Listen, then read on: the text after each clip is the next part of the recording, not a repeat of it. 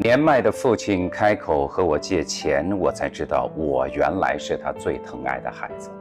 跟大家分享一个故事，故事比较长。一天，父亲开口跟我要钱了，最初的借口是他身体不太好，要去医院做个全身检查，我便给他寄了钱。可没想到时间不长，他又来了电话，说想买一个电动3轮车。我犹豫了一下，他好像听出了我的质疑，说你给我出一半，我自己出一半，再把家里的羊卖了。我的心就软了下来。这几年他一直养羊，也就4、5只，养大了就去卖，当做日常的花销。母亲去世后，我想把他接到城里，他执意不肯。在县城的弟弟也想接他一起过，他也不肯，说习惯了乡下，习惯了村里的人。说服不了父亲，我们只能由他，但平时给钱他总是不肯，说生活简单，开销也小，花不到什么钱。可是我如数把钱汇过去，却觉得有什么地方不太对劲儿。就这样过了3个月，我决定带着女儿回老家去看看。门锁着，隔壁的三叔说他去放羊了。我牵着女儿去坡上，远远的看见小小的羊群，近了才看到他。他坐在一棵树下打瞌睡，旁边铺了一张塑料布，上面放着吃了一半的饼，一小袋咸菜，还有一壶水。看到这儿，我心里一酸，叫了声爸。他机灵一声，半天才反应过来，丫头，你怎么回来也不说一声？女儿抢着说，妈妈说了要给你一个惊喜。他的确高兴，顾不得跟我多说什么，牵着女儿去看他的宝贝羊群去了。他乐呵呵地说，过一段时间就去卖，能卖好多钱呢，现在的羊又涨价了。回到家，院子里有些杂乱，角落里放着他骑了很多年的脚蹬3轮车。哎，爸，你买的电动车呢？我随口问。他显得有些慌张，我还没买呢，人家说下个月电动车降价。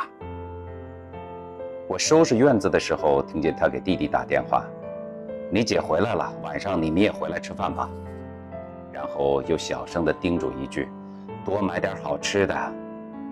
我想说什么，但又住了口。那些年，我心里始终介意父母的偏心。由于年少的嫉妒，我对弟弟刻意疏远。后来赌气般的考上一所好大学，终于扬眉吐气地离开了家。大学毕业后，我进了一家不错的外企，做了白领。弟弟最后勉强读完职业中专，成了县城里那种在流水线上做事的小工人，对我更是仰视中多了些敬畏。下午，弟弟2口子带着孩子回来了，买了很多东西。爸爸亲自下厨，让弟弟打下手，做了很多菜，都是我爱吃的。母亲在时，她是不做饭的。很意外，她竟然把每道菜都做出了母亲的味道。吃着吃着，我几乎流下了眼泪。晚上我在院子里陪她说话，只是没想到她绕了很大的圈子，先说村里现在统一规划，又说母亲生前就想翻盖房子，最后试探地问，丫头，你们要是手头不那么紧，能不能……你弟弟他们你是知道的。我打断他，爸，翻盖房子需要多少钱？心里有一丝说不出的伤感。大概2万块吧。他的声音低下去，然后又补充说，我的羊要是都卖了，也能卖好几千呢。我愣了一下，2万多对我来说也不是小数目。我说，爸，我回去看一下，应该不是太大的问题。他低下头，丫头啊，难为你了，看看能有多少。爸年纪大了，别的事儿也不会花钱了。我笑了笑，月光暗暗的，他一定看不出我的笑容有些苦涩。和老公说了父亲要钱的事儿，半天老公也不说话。他不是一个小气的人，只是这1年他的情况比我更糟。他经营着一家小的出口公司，现在连工资都成了问题。最后他说，把钱给爸爸，咱们紧紧手，日子总还过得去。在我把钱汇给父亲半个月后，我遇到老家一个亲戚来城里办事儿，就顺口问：“我们老家的房子开始翻盖了吗？”他有些诧异，没听说你爸要翻盖房子呀。然后他想起了什么，哦，对了，你爸把羊都卖了，帮你弟弟买了辆小货车，你弟弟不在工厂了，自己开车给人送货呢，不少赚钱。我的心像瞬间被凉水浇透，有着冷冷的寒意。原来他是骗我的，他始终偏着弟弟，偏心到竟然骗我的钱来帮着他。父母是不能恨的，可是那怨究竟有多重？回到家，我终于忍不住把自己关在洗手间，借着哗哗的水声大哭了一场。之后好些天我都没有主动给他打电话，后来是他先打电话来，我淡淡的应付着，他只好讪讪的挂了电话。但我没有想到，那竟然是我最后一次听到他的声音了。3天后，我接到弟弟的电话，说他去世了，死于心肌梗塞。猛然间想起3天前他电话里那些琐碎的叮嘱和我的冷淡，犹如一块重石砸在我心上，砸得我好半天喘不过气来。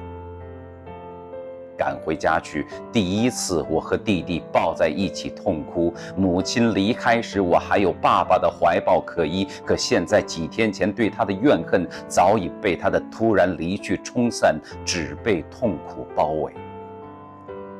安置了他的后事，走的时候，弟弟去车站送我。姐要常回来，爸妈都不在了，家还在。一句话，我干枯的眼中忽然再度充满了泪水。我握着弟弟的手，说了声保重，就上了车。我想，也许以后这个所谓的家，我是不会常回了吧。